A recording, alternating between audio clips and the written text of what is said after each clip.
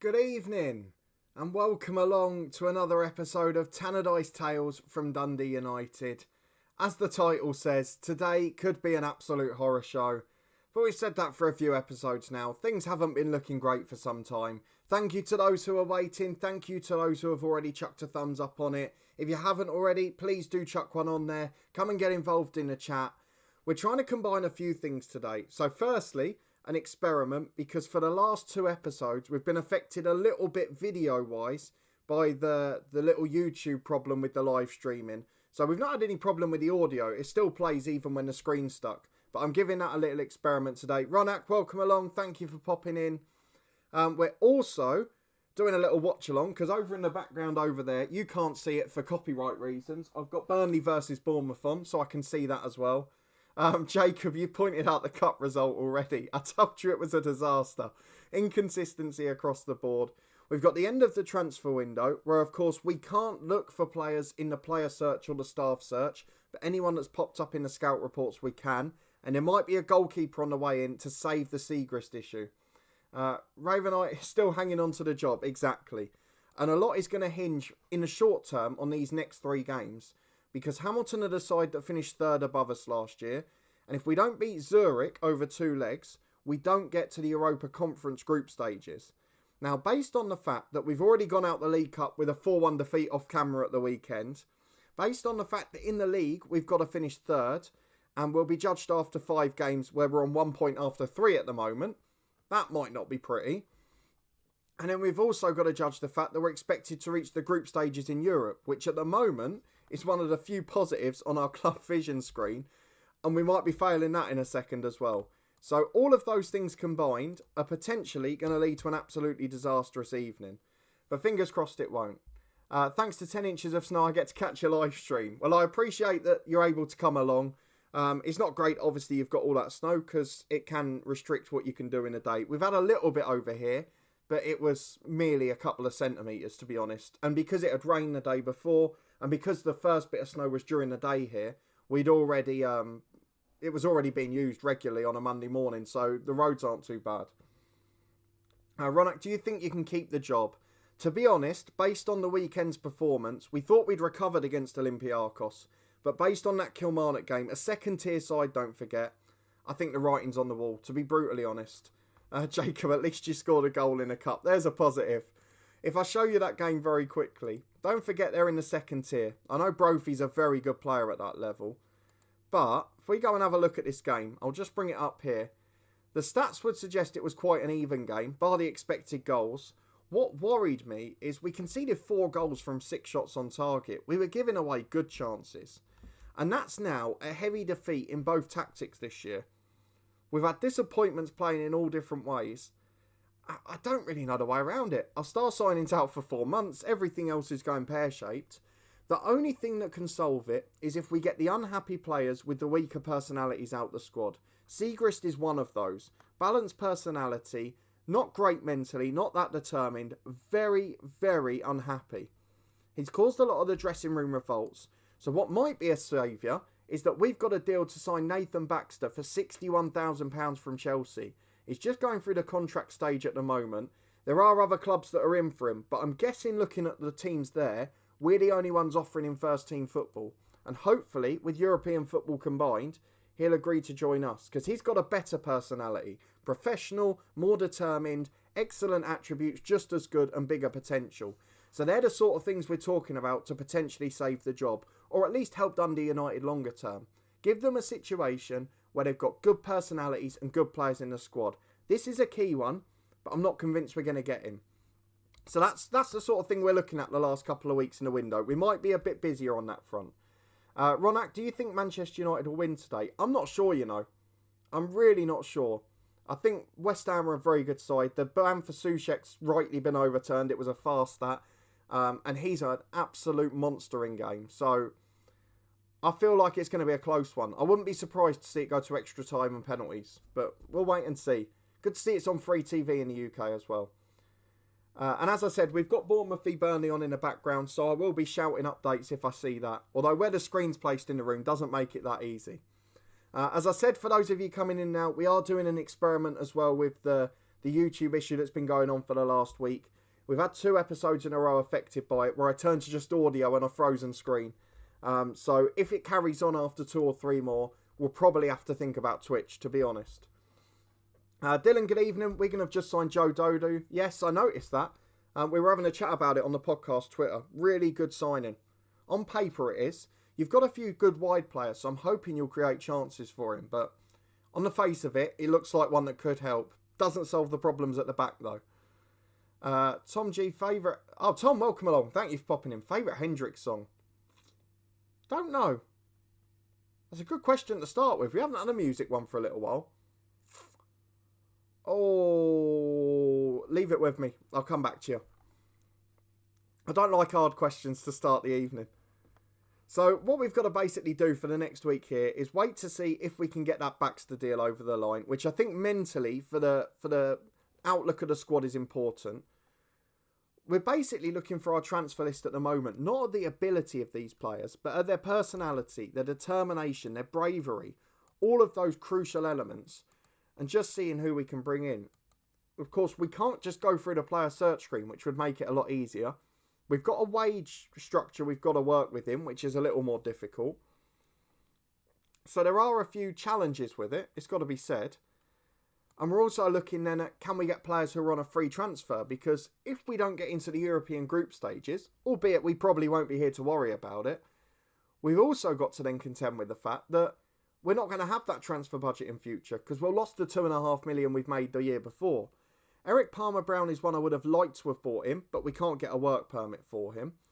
So if we put them in sort of recommendation order, we're looking at those who are free agents. Niall Ennis, we know from the Wigan Beta Save, the stream series. He was ridiculously good, but hasn't really developed here and had a lot of injuries. Teddy Bishop in the middle, average personality. They're the sort of ones that might hold us back. I just want some really strong characters in this squad. And I don't know that there's many of them about, because if they're in the free agent market, they've normally been wrapped up by now. There's bids going in for other players, but they're all 2-3 million quid, which we can't compete with. So we're in a little bit of a quandary in this save, a little bit of a difficult shape. But I'm sure we'll get through it, whether it's at this club or somewhere else rebuilding. But for now, let's go and get into the first game of the day. We place Zurich, the Swiss side even, not Swedish, in the Europa Conference first qualifying round. Dylan, he can start tonight as well. Be interesting to see if he does. I think he might. Tom, did you not realise who I was? I was just reading the name. I was in autopilot. But thank you all for popping in. We're in double figures within a few minutes of starting. Had loads of people waiting today, which was nice. So please do chuck a thumbs up on it if you haven't already, as we go and get into the European Disaster Class.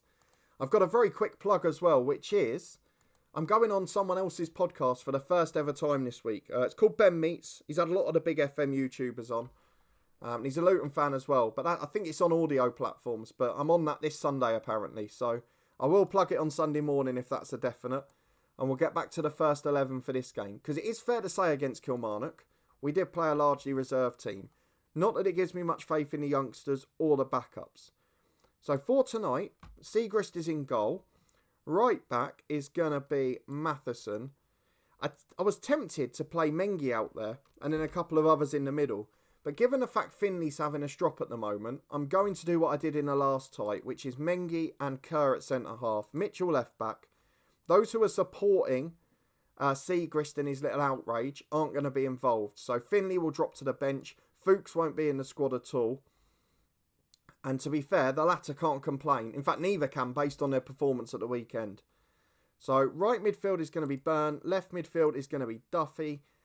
Maybe even Bolton coming in. But he's a little bit lacking in fitness. Centre mids, Mallon and O'Reilly. And up front will be Shankland and McNulty. Shankland's not that happy either. But we'll try and get the best we can out of them. Dylan heard about Saliba. L Gaming, good evening. Thank you for popping in. They're about, but they don't want to join your team. Yeah. I wouldn't rule it out at this stage. The scout's probably not looking for him. They're trying to conspire to get us out. Let's have a look at Saliba. What's happened there? Well, there's a few bits going on there. It's the naivety of youth. But they made that mistake with Guendouzi, which was the personality's got to match the talent. Unfortunately, there it doesn't look it. L Gaming, I'm not sure we'll get the Wrexham job based on this. They're high flying and we're not. At least your scouts don't keep recommending players who want 5 to 10 grand a week like mine. Did you see my scout reports, Ravenite? Did you see them? Nearly every player there wanted more than 10 grand. Yeah, I will leave the majority of the Saliba news out there for now. I wondered why he was trending earlier. Yeah, I wouldn't worry about getting too involved in that. I'm not going to discuss it. I'm just checking Burnley-Bournemouth is still 0-0, which it is. Ronak, do a youth intake. I haven't got one yet. I had one in April. We didn't really have any good players in it. Our last youth intake was pretty average. If I very quickly show you the development centre. Because we had one the first year who was very good. But then he broke his leg and he's lost most of his potential. So that one was... Where is he? Duncanson. He's lost loads of his potential. Loads of his bravery, determination. Not the personality we want. The one who's really good from last year was Callum Donaldson. So do you know what? We might promote him. You're right, actually, Ronak. We might promote him. Callum Donaldson, 1.5 ability, 5-star potential. What's the harm? Into the senior squad. Let's get him working. And let's just try and scare a few of these senior pros. And some of the youngsters who aren't performing. So into the game we go. That's our first 11. Let's very quickly scrap a bench together. So, Finley, Bolton, Ray, Sporrell. Who can we have centre mid? We've already got Ray, I guess. Mockery, perhaps? It's not been great when he's played recently. Up front, we can have Darren Watson. And do we want Malcolm as well, just in case? Because both of the strikers have got a heavy match load. So I think we'll go for that. Watson and Malcolm off the bench. Watson, so far, our top scorer this year. And most of those goals have come in Europe. So he might be a handy player off the bench. But for now, we've got what we think is our strongest 11. And it's got to take home advantage against Zurich. It's got to keep a little bit calmer at the other end of the pitch, to be honest. Jacob, if you get sacked, not even Eastbourne Borough will give you a job. Well, you laugh about it. We've got less than a 1-star reputation. We've got one coaching badge, which we're training for now. But I'm not sure we're going to be anywhere near a job above the bottom clubs in the north and south or the bottom of League 2 in Scotland. When we started the head coach, we made do with Breakin. Turned out to be a blessing in disguise with Pat Nevin. But we could be at that level again. We could have to build from the bottom. As Mengi gets the ball at the back, for some reason in the streams, the first game, the first half an hour or so, always a little bit laggy. Not sure why. Nothing else changes. As Matheson gets it on the right, this could be a good start. Crosses block back to Byrne. Get the ball in there, will you? Byrne back to Mallon, into the box. McNulty off the line. Oh, what a start that could have been. We look menacing to start with. Maybe the League Cup was just a little full storm, because the last game at Olympiacos we were brilliant. And we quite like to do the same tonight. As Segrist goes long towards Lawrence Shankland, flicks it down for O'Reilly, and now Mallon, out to the left to Duffy. This is a blistering start. Can we get the goal it deserves? Oh, it's off the line again. Shankland's effort blocked off the line. And out comes Zurich. What a start it's been. But if you don't take advantage, it's probably going to come back to bite you. So it stays 0-0. I'm not sure what the Zurich formation is. 4-3-3. I would go more positive, but I'm worried about their wingers. Because that's... Oh, I thought that was Pascal Gross for a minute, but it's not. But half an hour gone, and now it's gone into a nothing game. So let's demand a bit more. It's very tempting to go attack him, but a 0-0 draw now is almost better than winning 2-1 for us. Because on the road, we want teams to come out and have to score. As Mengi gets the ball at the back, into Mallon, out to Byrne. On the right-hand side, he's got time again. He gets down the line to Matheson. And this is where it happens. Mallon out to Matheson. We've got to get that front two scoring again. Byrne into McNulty. Cleared off the line. And Mengi's missed his header. But he gets away with it. I will catch up with the chat in a minute. But this highlight is a long one. And that normally means one thing. So it's got me captivated. O'Reilly gets it to left back to Tyrick Mitchell. Duffy's down a line for him. There he is. Mitchell's running past him again. Can we get the delivery right? Can we get that ball in the box for them? O'Reilly finds Mitchell for the third time. O'Reilly in. This is the ball. McNulty's in. That's the goal. What a move from Dundee United. There we go. Let's catch up with the chat quickly. L Gaming, Load FM to Wrexham is trending on Twitter. I highly doubt that based on my profile. He'll be sacked before he gets the new youth intake. You're spot on there, Jacob. So we'll use one of the old ones instead. If you get sacked, continue the Wigan save. I would love to. I have been doing it off camera with both Wigan And then I did an alternate one where I took over Spurs because they got relegated, if you remember. So I've been doing Spurs in the Championship, and with all of the stars, they all agreed to stay for a season if we could take them up, which it looks like doing, obviously. It's not often you get to manage a Championship side with a front three of Lucas Moura, Harry Kane and Son Heung-min. Dele Alli in the 10, Lo Celso and... who was it in centre midfield with him? I think it was an Argentinian they'd signed.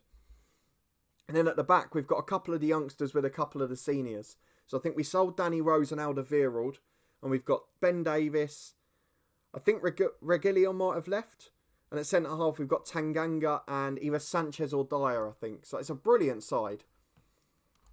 We're going to tell the lads to keep it up, because it's been an okay display, to be honest. But I did keep the Wigan save going as well, which was interesting. Tom managing to keep the weight off. It's gradually coming down. It's gradually coming down. So I put on a stone the 3 weeks over Christmas, which, as you know, is usual for me. As Zurich missed a sitter there. I've lost about 5 pounds of it so far.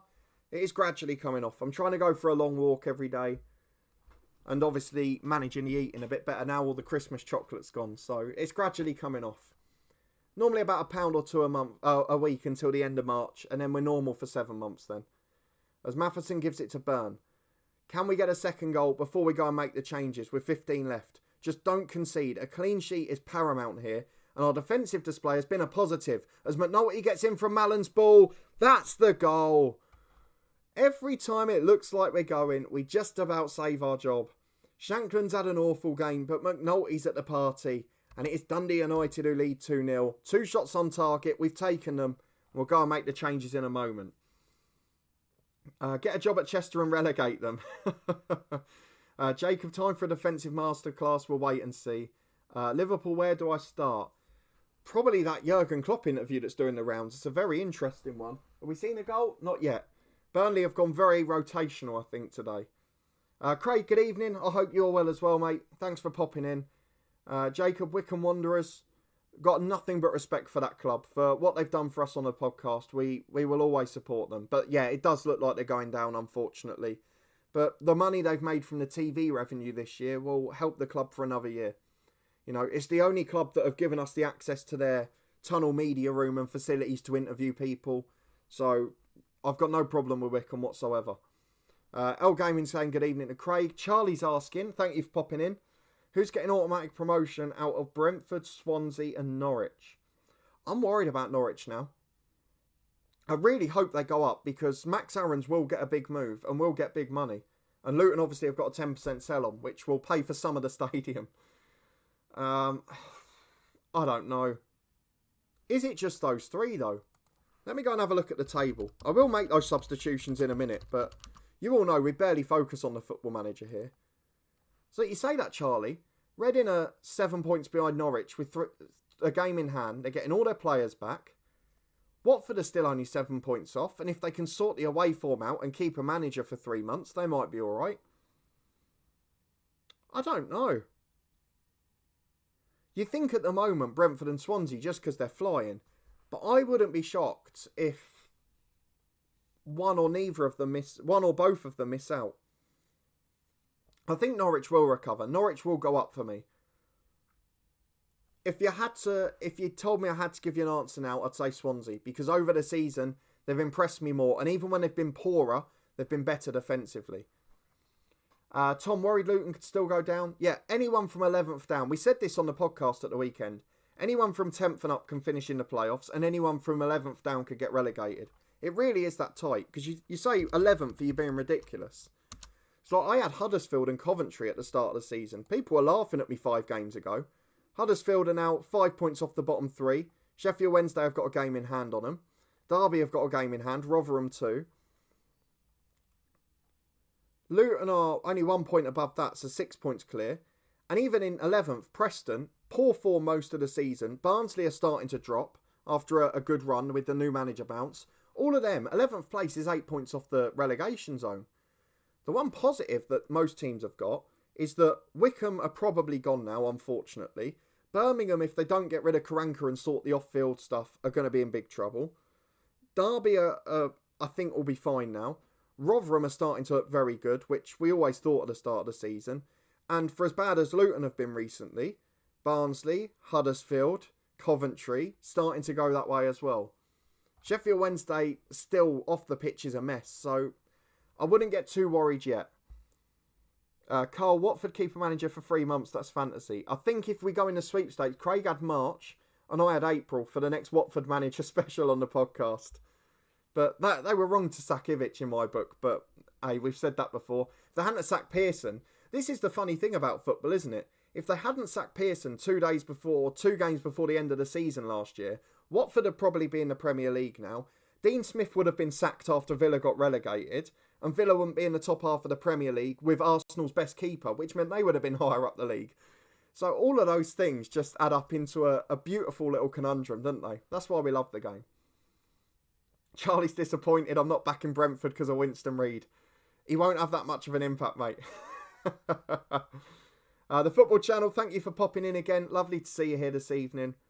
I think you've missed what I said about the Wrexham page. Let me scroll up a bit. Oh, close to 500. Well done. Good progress. The podcast is about to pass 850 on YouTube, which is massive. I think here we're on 2,230 now, so we're creeping up a little bit. Tom, why mention the keeper?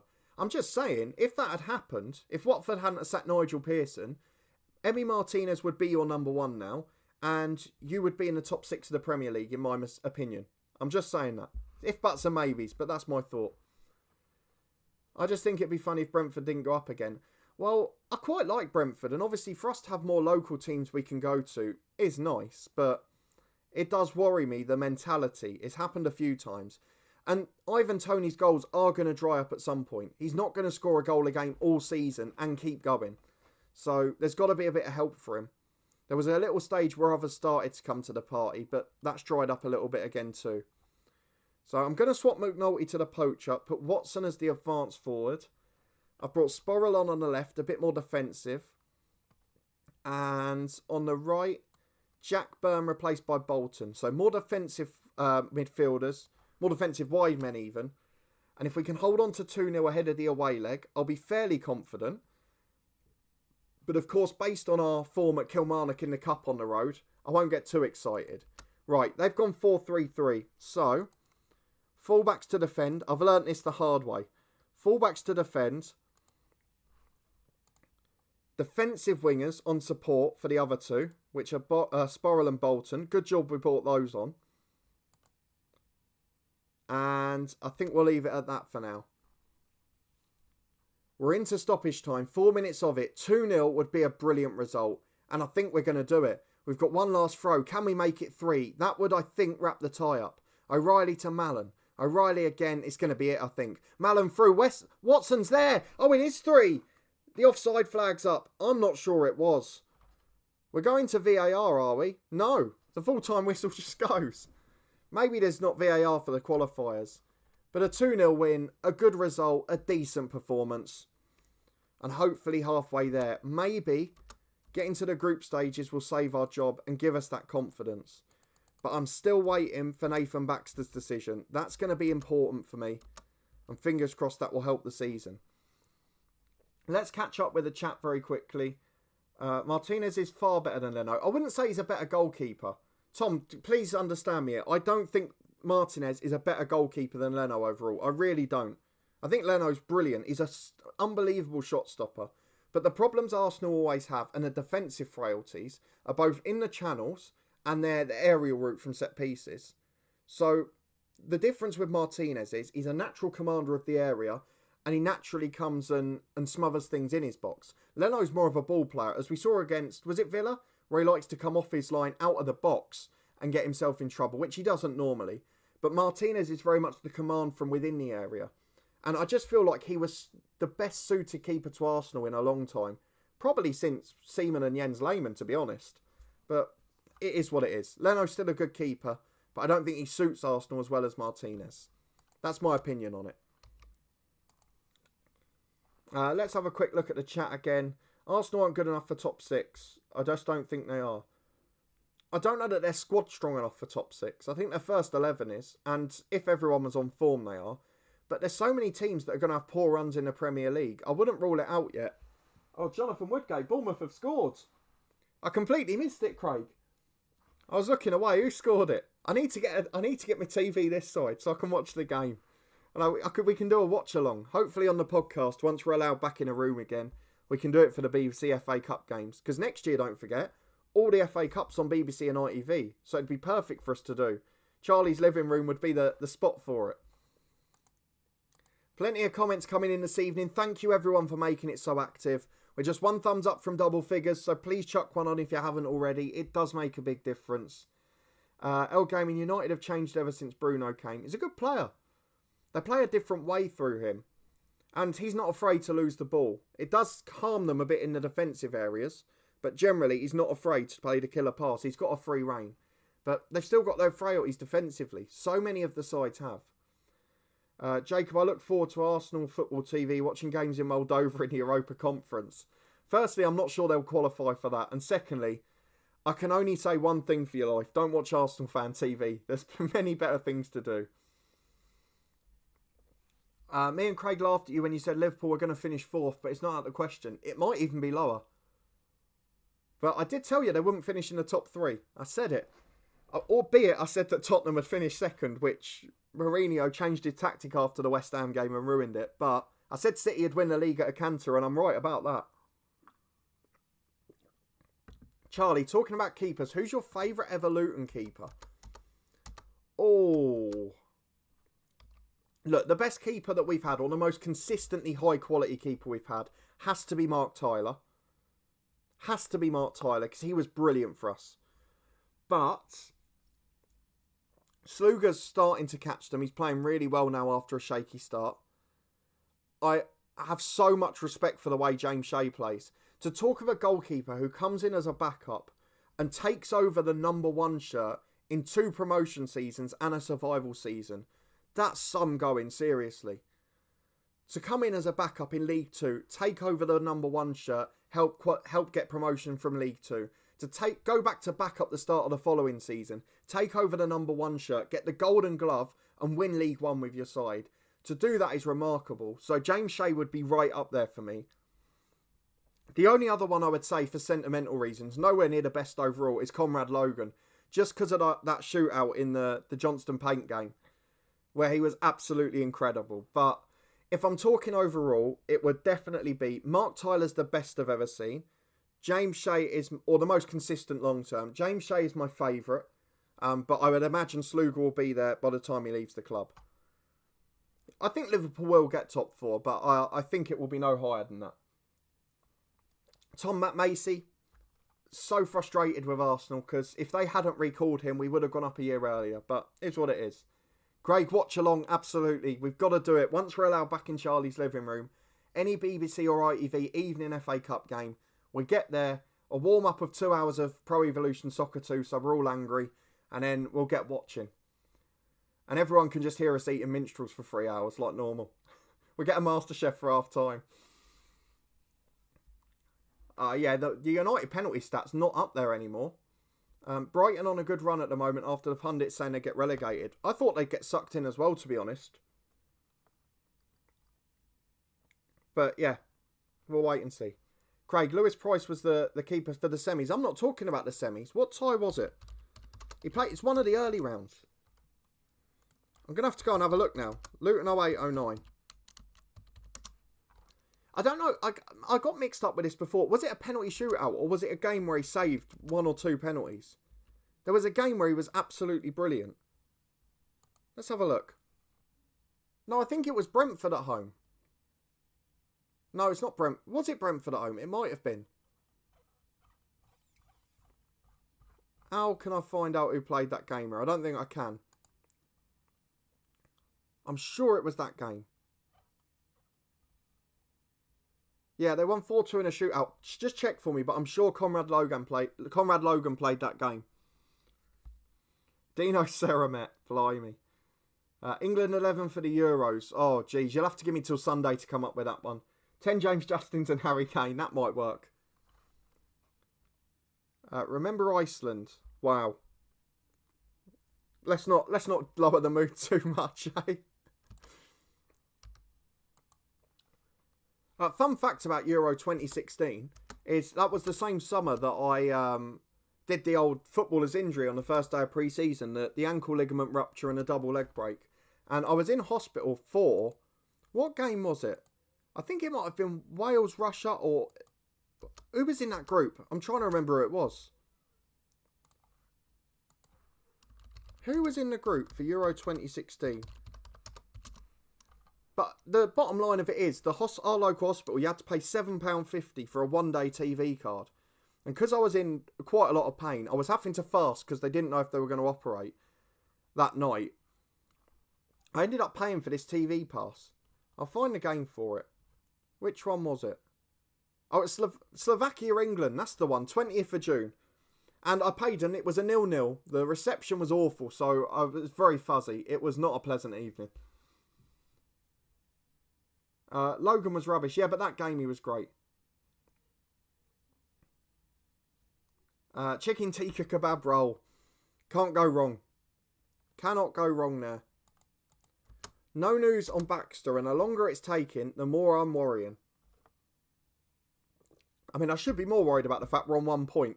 We're going away to the side that finished above us last year. But, you know, priorities and all that. Oh, we've been linked with a consortium. That's definitely going to get us sacked. And there we go. Baxter's gone to Norwich. They've offered him £11,500 a week on a 5-year deal. How do we compete with that? This is where the Scottish League falls down. We cannot compete. And now we've got to put up with Segrist and the mentality problems.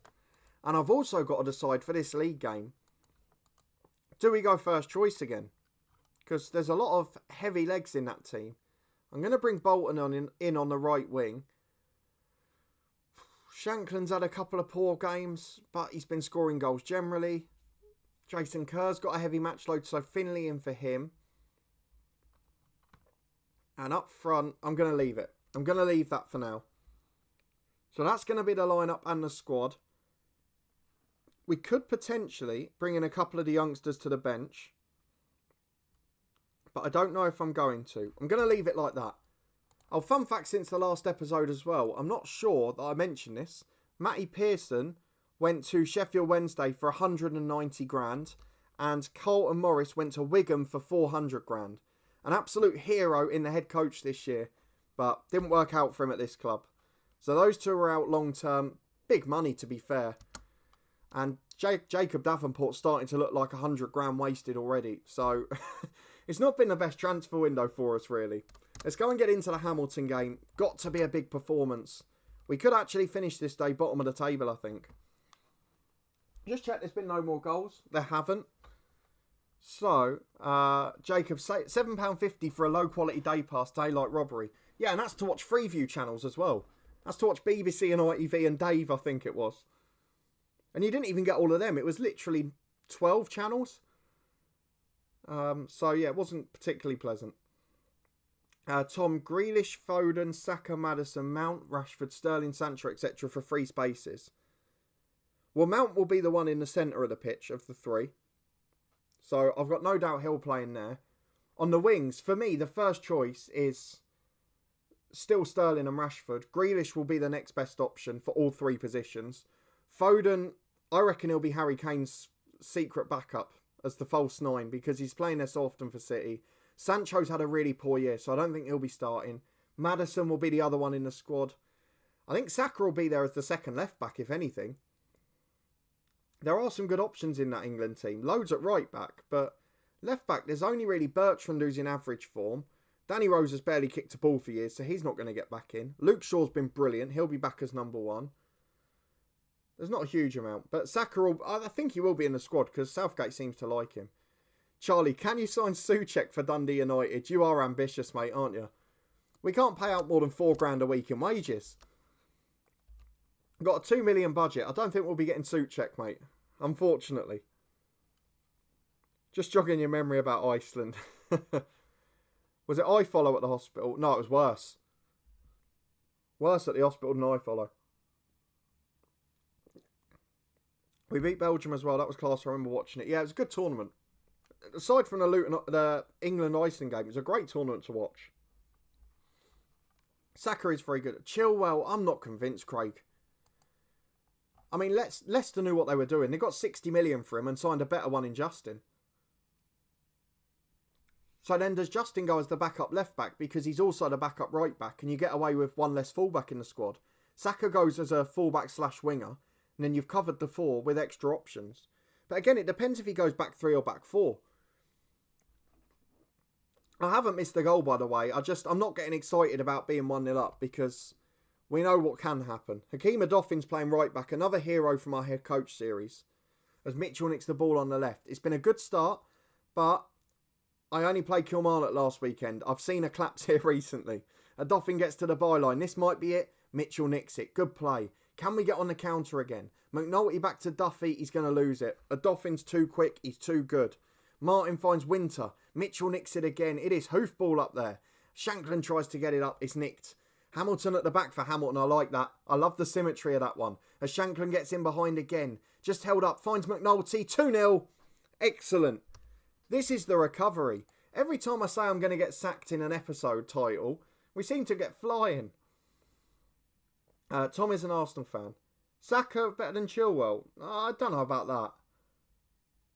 But Chilwell, form-wise, Chilwell's not been great this year. I mean, the way it's going at the moment under Tuchel at the start, I wouldn't be shocked if Marcus Alonso's first choice ahead of him soon. Jacob, I can't see Dele Alli playing for England ever again. But then you've got to remember, when we got to the semis of the World Cup, Jesse Lingard was starting the number 10 the whole time. And on his West Ham debut, 2 goals. He looks very good to start with. Between now and the end of the season, there is a guarantee that at least 3 players that would be in Southgate's definite squad now will be injured. There's a definite of that. It happens every time. There's going to be a situation where 2 or 3 drop horribly out of form. Happens every time. So from the squad that you're looking at and you're going, let's say, what about Grealish or Mason Mount or Saka or Foden or whatever? One of them might miss out through injury. One of them might be in horrible form by the Euros, like Sancho is at the moment. And then at the end of the season, you say, well, actually, those 2 can't go. But what a nice problem to have, because normally you can pick the first 20 in that squad straight away. But going forward for England now, there's 20 players just in the attacking positions that could be there. And nearly all of them are starting every week in the Premier League. It's a massive bit of progress. Hamilton at the back for Hamilton, Charlie, yeah. Are there any other examples of that in world football? No idea. Absolutely no idea. Get down in the comments if you know of any. I'm sure there used to be a Carlisle at Carlisle. But I can't think of any others. Dundee United 2-0 up at half-time. I'll be honest, forget the result, this has been our best performance of the season so far. We've barely conceded a chance as Mengi gets in, and that could have put the icing on the cake. What we've got to avoid now is the defensive collapse. We've got to get through the European second leg, and this could still be a positive episode. They've gone for a front 3, so I'm just going to do what we normally do with the fullbacks. Drop them to the fullbacks on defend, because we don't want to get caught out here. I'm not going to do the same with the wingers just yet. But we've got to have a little bit of normality. And hopefully, we can still get forward on the wings. Having said that, it's a Hamilton throw on the left. And their fullbacks are getting up in support. Bolton loses the challenge, but it's cleared along. And we're getting left 2-on-2 so often. Shankland hasn't got the pace, but he beats the sliding tackle. Puts it in for 3-0. That is stunning. That is what we want this Dundee United side to be. And it almost looks a little bit like season 1 here. Chris Mockery's coming on for a very tired O'Reilly. And with 25 minutes to go, we are in dreamland. Matheson's got a throw on the right. Shanklin heads it down for Mallon. Can we turn this into a real statement? Let's get up the league and let's start to fall in love with Dundee United again. Because season 1 was brilliant and we want to do it again. Matheson's cross is blocked. Minor will clear. I'm sure this will be a hoof. It is. There's 3 up there. You can't blame them for it. Matheson gets caught upfield. Mengi does brilliantly. Excellent defensive work. Siegrist downfield. Nobody's there. Minor picks it up to McKinnon. Up to Winter. Through ball. That's a good ball. And it's a good block by Tyrick Mitchell. In again though. Another good block. Absolutely brilliant. Limbs on the line. Fighting hard. We're loving this. Thank you for the extra thumbs up as well. Lovely to have you all in this evening. Please do chuck one on if you haven't yet. Siegrist makes a save.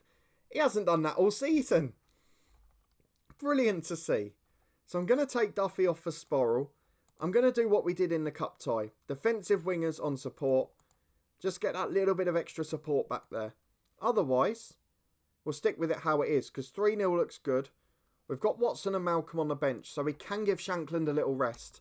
But I don't really want to take him off on a hat-trick, because he might hold it against us. And the ball comes into the box. Back post for Hamilton, and it's saved by Siegrist. Good effort, comfortable save. And this has been absolutely brilliant so far. And this is what I don't get about us. The last game of the episode on Sunday against Olympiacos, we were absolutely fluent, brilliant, ruthless on the counter. Against Kilmarnock, we were god-awful. In the first game against Zurich, we were average. And today, we're absolutely sublime. And I'm sure it'll be followed up with an awful before the end of today. McNulty tries to get on the end of a cross. Back to Mockery. Sporrell picks it up again. Bedding that youth into the team as well. Mockery tries to slide it in. Just overhit. Just too much on it. And in the end, it's comfortably dealt with. Let's catch up with the chat as well. Lovely to have you all in this evening. Lewis Dunk would be decent backup centre-half for the Euros. I don't know that he'll get in, to be honest. I'd like him to, but he seems to be behind the likes of Tarkowski and that, doesn't he? But he's a solid enough player. I think it depends if it's 3 or 4, doesn't it? Because if it's a back 3, they'll use people like Kyle Walker and that out there again. But we'll wait and see. And that's maybe where Chilwell gets in, because he can play left centre-half as well. Same as Luke Shaw. It'll be interesting to see. We've got a lot of tired legs to assess there. There was a Brazilian called Everton linked to Everton last summer. You're absolutely right. He's very good on FM as well. How many times is Leach going to get Smith out this winter? I wouldn't go quite that many. Smith's form has dipped a bit internationally. I've got to say, that Jimmy Anderson over this morning. Oh, unbelievable. Genuinely, 4 balls spot on the money. Just, it continues to defy the odds. He's brilliant. Ronak, yeah, we're getting excited about this performance. Charlie Betts, Bradley Stokes, who plays for 14th tier side Bradley Stoke Town in the Bristol and District League. I mean, I'm pretty sure that's made up. And if it's not, I would love to know where you got that information. Let's see who we take off. Stevie Mallon could come off. Or do I do a striker? I think we're going to take Shankland off. Let's give him a rest. Let's get Darren Watson on up top. I would ideally like to switch those two around, because Watson's better as the advanced forward. And he's come back from that loan looking really good. Finn Malcolm needs to do more work off the pitch anyway. So touch wood, that stays the case. Let's get a quick score update. Still 1-0 to Bournemouth. But with the side Burnley have put out, it's not a shock. And Jonathan Woodgate's not managing the club, is he? It's basically Harry Redknapp by what we've heard the last week. So that explains why they're doing a bit better than expected. Thank you for all of you who popped over to the Bournemouth Manager special on the podcast too. It's done absolutely brilliant numbers. And I've seen a couple of you watching it. So thank you for popping in.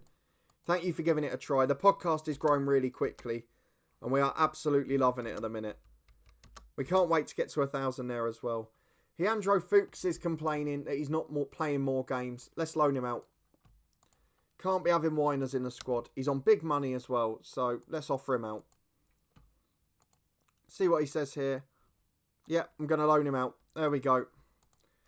I think it's a year of an African Nations as well. So we would lose him for a month anyway. Finally watch some test cricket then. Well, yeah, unfortunately, Tom, I mean, working this out, the first day was on Friday, wasn't it? Which I would have been working, so I'd have missed anyway. Saturday, I watched the Big Bash final, but from Sunday to today, I've watched them all. Because I had 2 days off work. I had Monday off in addition to my normal day today. So, looks good. Holiday's cancelled for next week, though. So, well, Craig, yeah, Nigel Pearson's an interesting one, isn't it? It's one of the few that Charlie hasn't mentioned him for. Because he likes Nigel Pearson as a manager. But all the Bournemouth fans seem to really want him. So we've had a few offers for Fuchs. We'll loan him out to all of them. We're happy with that. But it'll be interesting to see if he gets there. Sainsbury's workers battle idiot customers too. Yeah, so do we.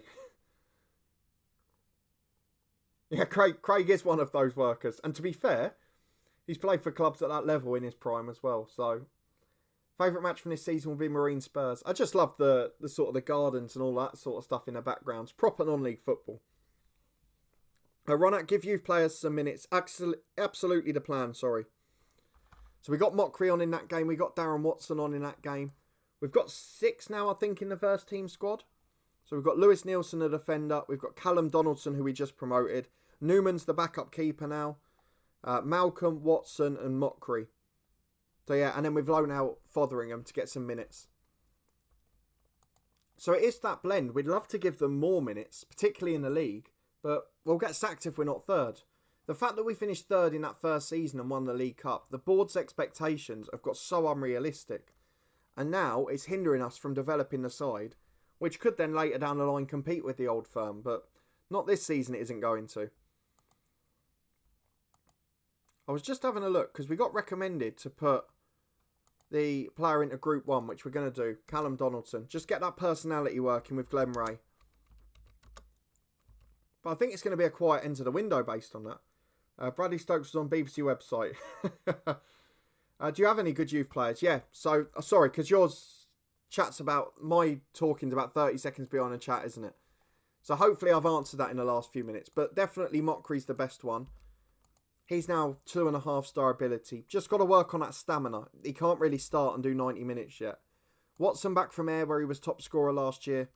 Looks good, just the personality to improve. Same for Finn Malcolm. Desperately needs to work on a training ground. And that's what we need personalities for as well, to help in those mentoring groups. And aside from that, we're giving Donaldson a go as well. Recruitment meeting. Let's go and get big here. We want a goalkeeper, yes. A left winger, I'm not that worried. Let's get started. Left wing reports. Sam Kalukas, who wants $5,000 a week, is over 30 and can no longer run. So it's not going to be him. We're not going to scout for that. We want a goalkeeper badly. James Trafford is loan listed. I feel like we had him in a previous save once.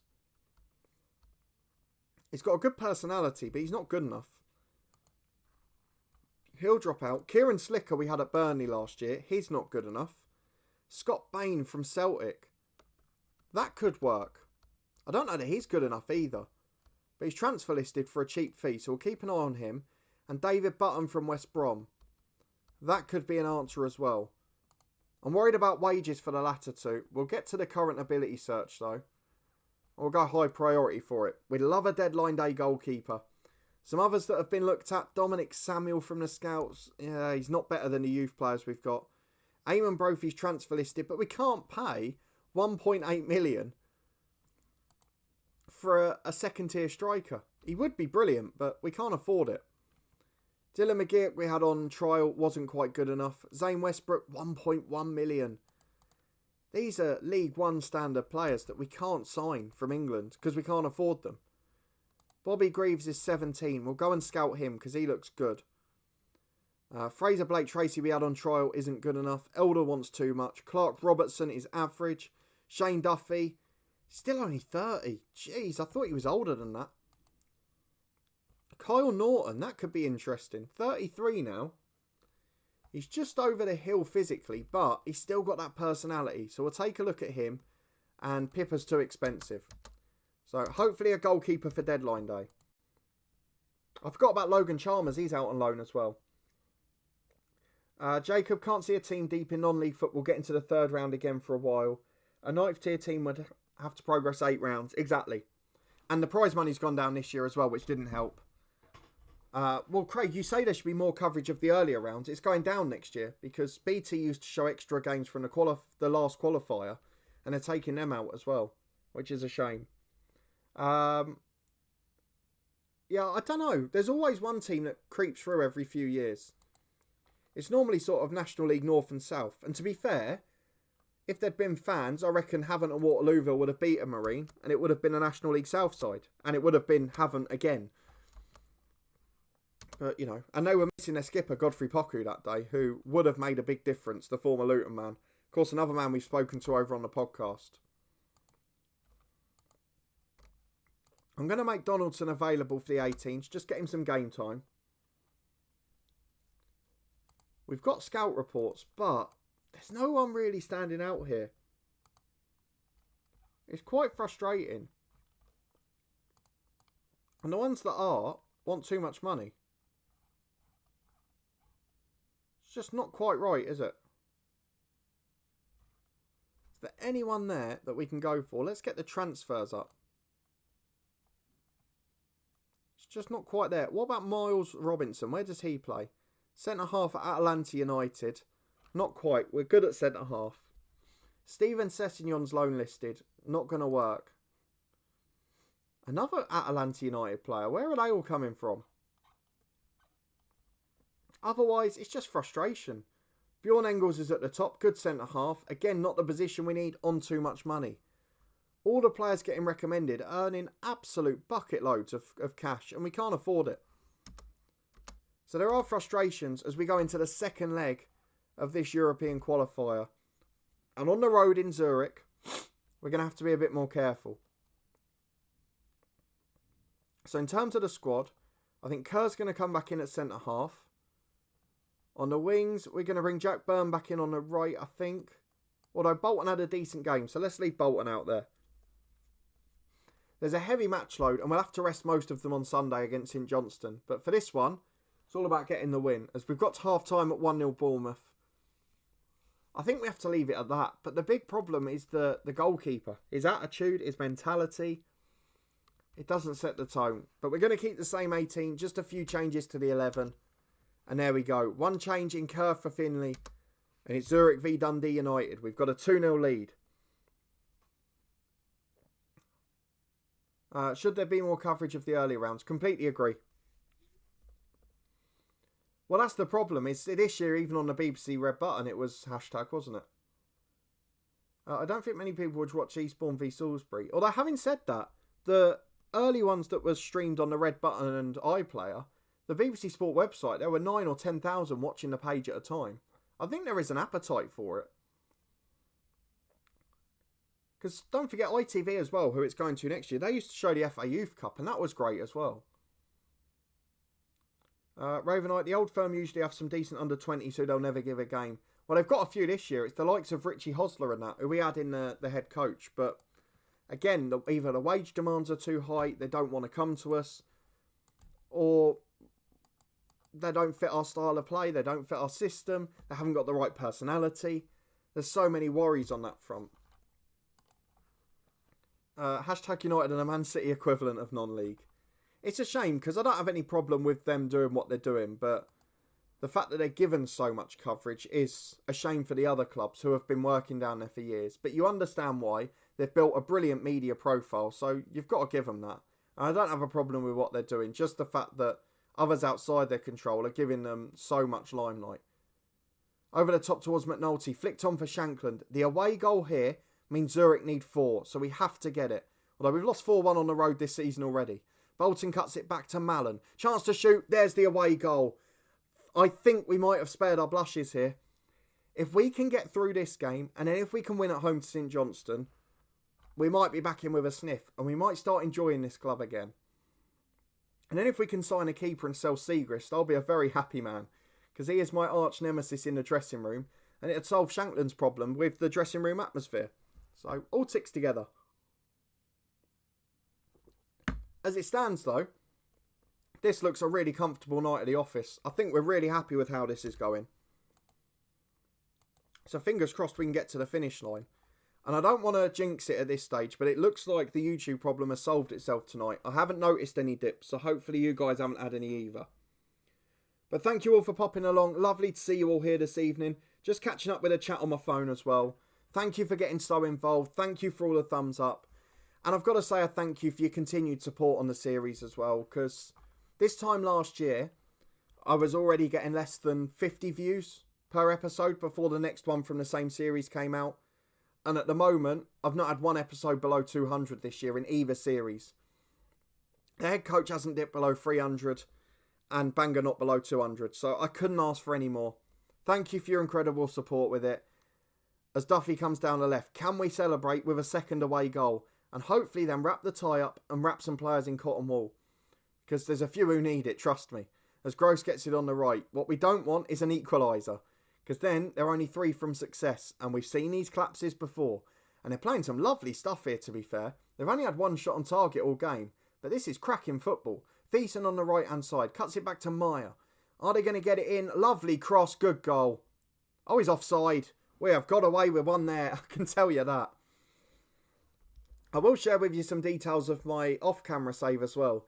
I was going to do it as sort of a yearly review on the community page, because I'm doing Crystal Palace. It's quite a bit of fun, actually, because they've got a squad expected to be down there. They keep getting relegated in when they're managed by the sort of AI as such. And they've got a lot of players on one-year deals, on big money, who are injury-prone, who were injured at the start. So you get a big rotation of the squad after season 1. So it's just about keeping them up. As they put one wide here, Zurich. They've been better in this half. But I think we're getting there. As Siegrist takes the goal kick. I can see Siegrist out in the chat. Definitely get that hashtag trending. As Malin goes long. I'd rather him out than me. Let's put it that way. Either one solves the problem, but I'd rather Siegrist.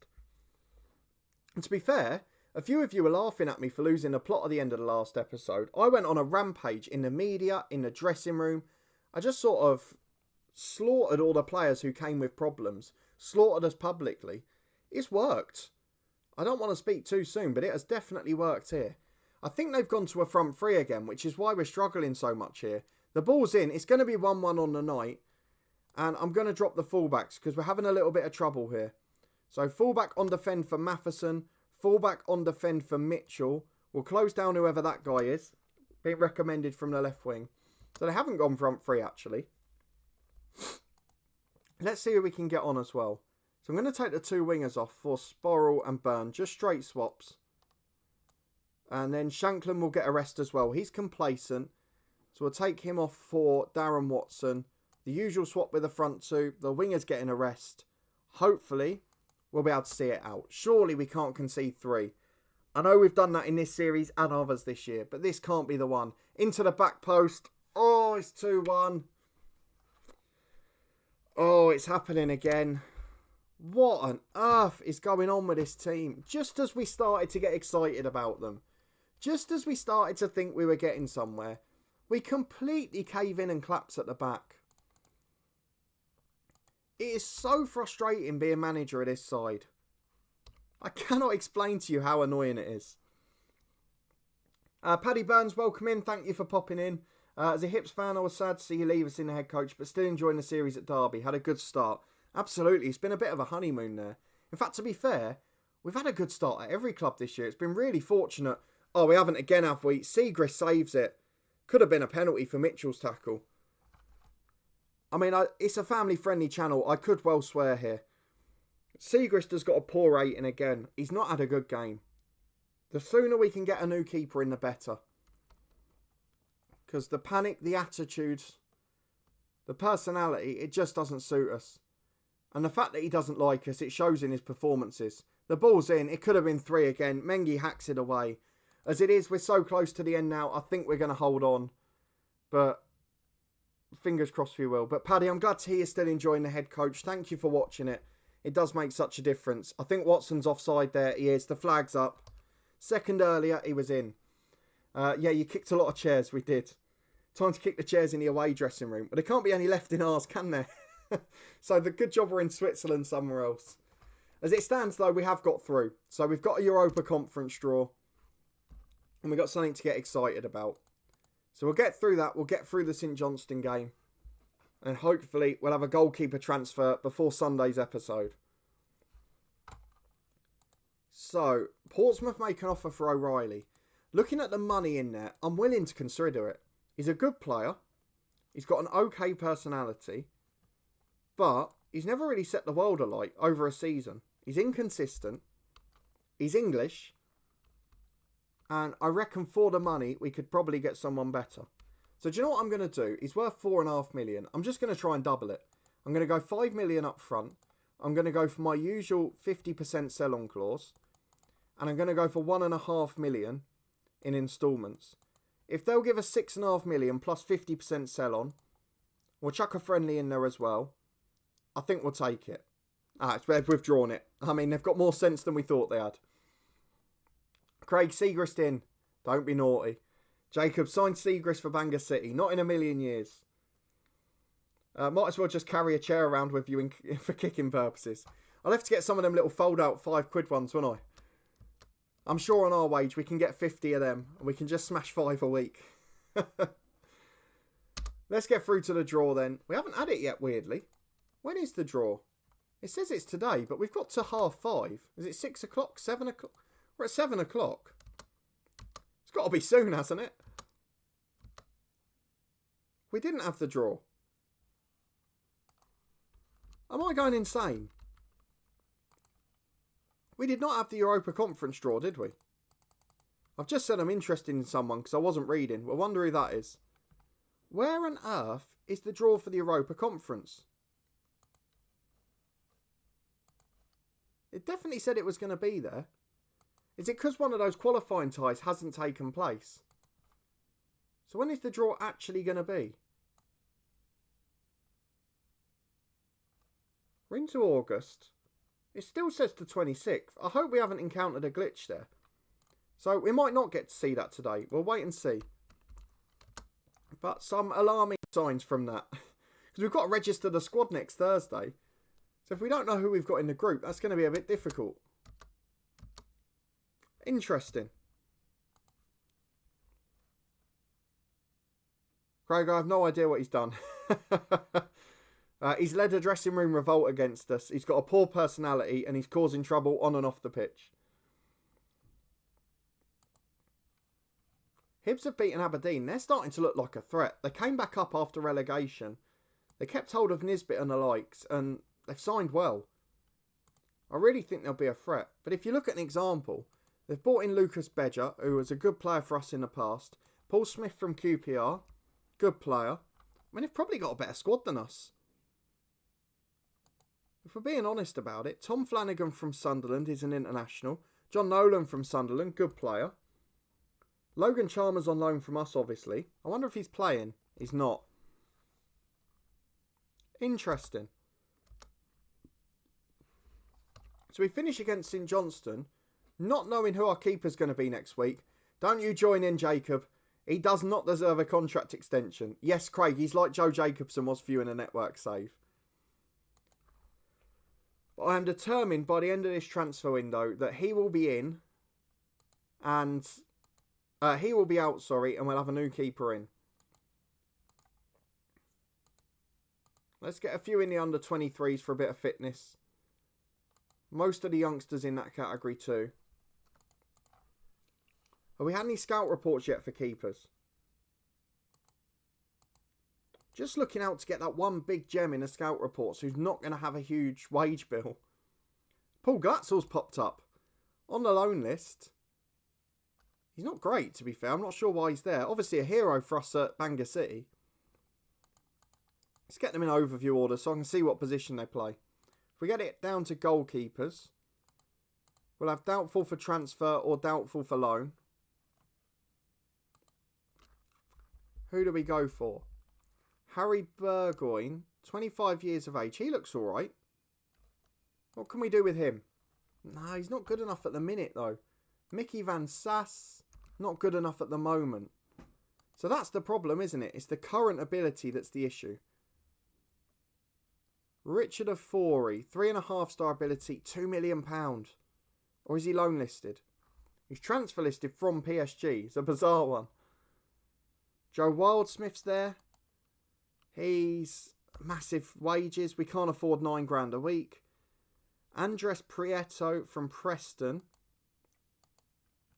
He is a potential option.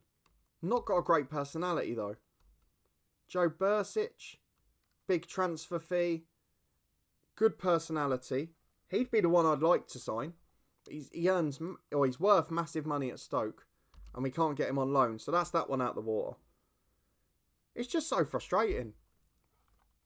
Should we have a look at the loan listed ones as well? Ofori's the only real option of the loan listed. David Button's 2.5 star. Scott Bain is still 3 star. But there's not really that massive standout that we're looking for. I wonder if can Ofori speak English? He can. Fluent English. Has he played in England? No. But they want £8,000 a week wages.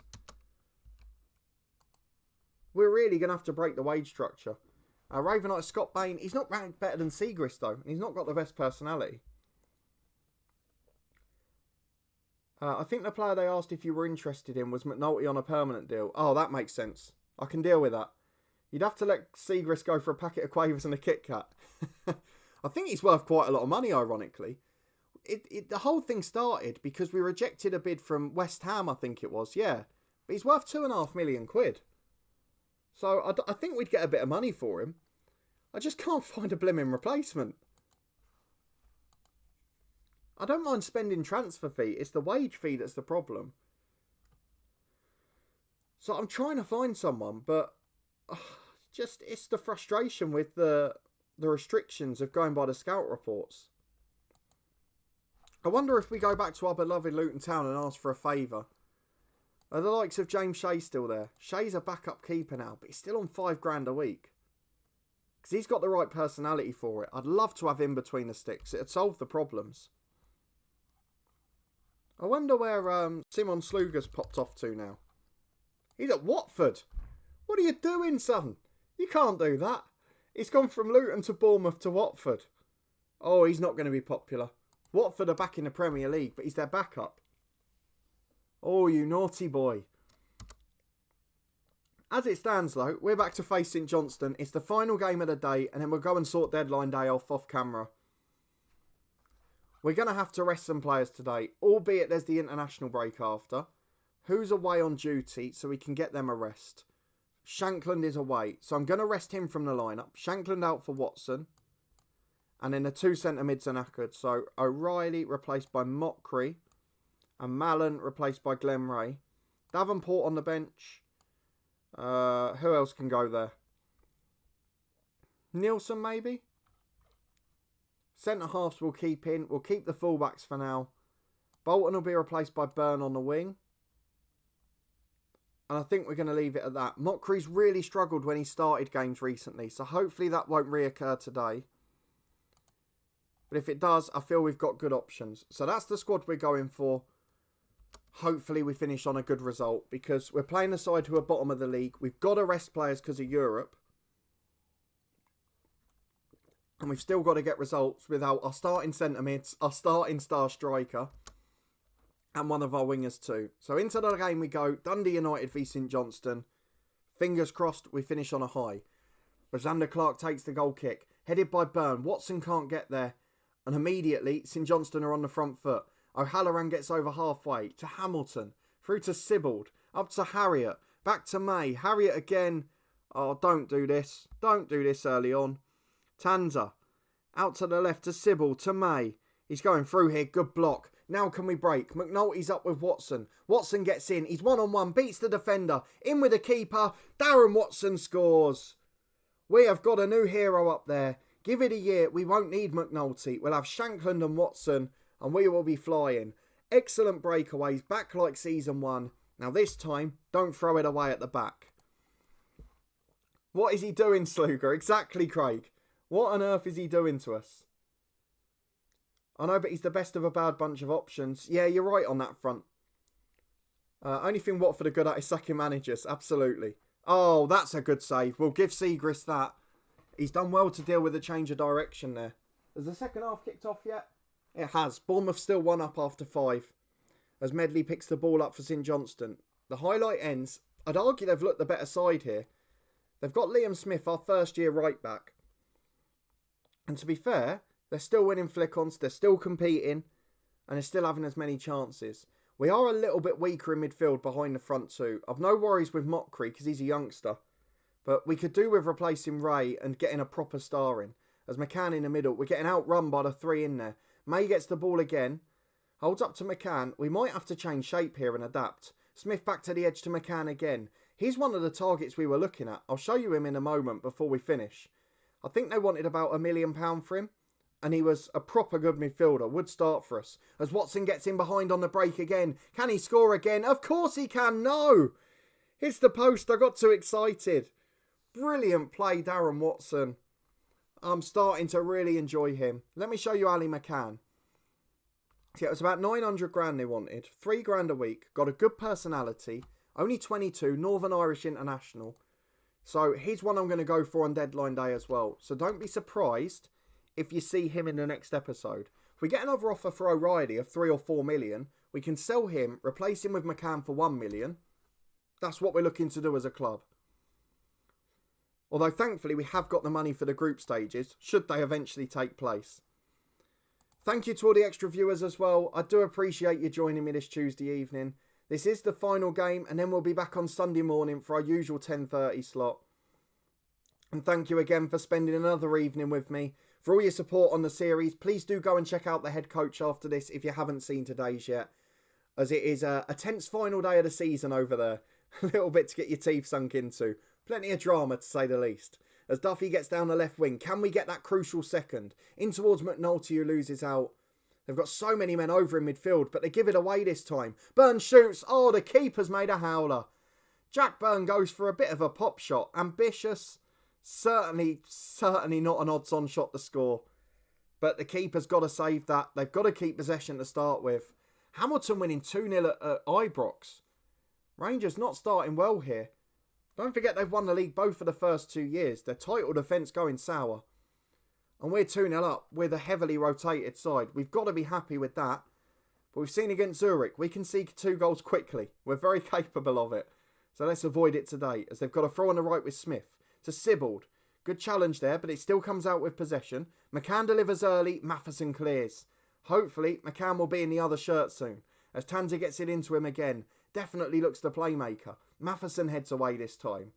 We're not really pressing outside our own half, which is why Tanzer's able to pick it up. Ray nicks it high though. This is the chance to break. We've got both strikers up with him. Slides him at McNulty. I think he was offside. He wasn't. Dinks it in just ahead of the keeper. We're back. We are back with a brilliant episode. A 2-legged win against Zurich. A fabulous performance at Hamilton. And this is pretty good as well. 3-0 Dundee United. I am a very happy man at the moment. And we might be falling in love with Dundee United again. Michael Duffy's tired on the left wing. I will give Sporrell a run out there. I don't want to change the defence yet. What I'm going to do, I'm going to bring Finn Malcolm on for McNulty just to get him some football. So he deserves some minutes as the poacher. And then I'll try and bring Nielsen on as the last sub. I might even make a tactical switch for that, depending on what they're playing at that stage. As O'Halloran gets down the right-hand side. We can't get excited just yet. McCann gets it back to Smith. Up to McCann again. And don't forget, as they go into Harriet, that's a great goal.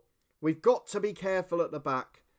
But as it stands, because we've reached the European group stages, we can spend that transfer budget now. I'm getting very cautious though, because we're starting a defensive collapse again. There's so many worries about this side. You have to say the goalkeeper's a big part of it, because the defenders are very good. They've got good personalities too. But defensively, we're not coping well. And we're not dealing with the crosses well. As Smith gets the ball in, Mengi wins his header. Byrne can counter, but Tanzer gets there first. Hamilton picks it up to Harriet, to Sibbald. Matheson with a challenge. That is awful defending. Awful defending. Oh, why does every win have to be difficult? 10 minutes ago in this game, I said I'm loving Dundee United again. And now I'm pulling my hair out. What do you do with this side? We'll see him and Siegrist in the changing rooms after deadline day. I tell you what, if we concede an equaliser here, I might go and release Siegrist the way he's playing. Absolutely appalling. McCann picks the ball up in midfield. We need a howler from St Johnstone here. Because again, we said this in the last stream. At the moment, we need more than 3 goals to win a game. Watson's got in and nearly scored a 4th for us. But what on earth do you do? We have to keep 2 strikers up on the counter. And we can't defend to save our lives. Again, if you look at the morale at the bottom, Siegrist is the one really struggling. And Mokri's a little bit struggling in centre mid. So I'm going to replace him. I'm going to get on, I think, Davenport. He's got that bit of bite in the middle. He looks nervous. But what are the other options? I don't think there are any. I'm going to have to bring Davenport on for Mokri. Ray will go to the playmaker. Davenport the ball box to box on support. He's just clinging on for dear life at this point. Let's hope we can do it. It's 3-2 with 10 minutes to go. And this is far more difficult than it should have been. John, thank you for popping in. I'm well. I hope you guys are as well.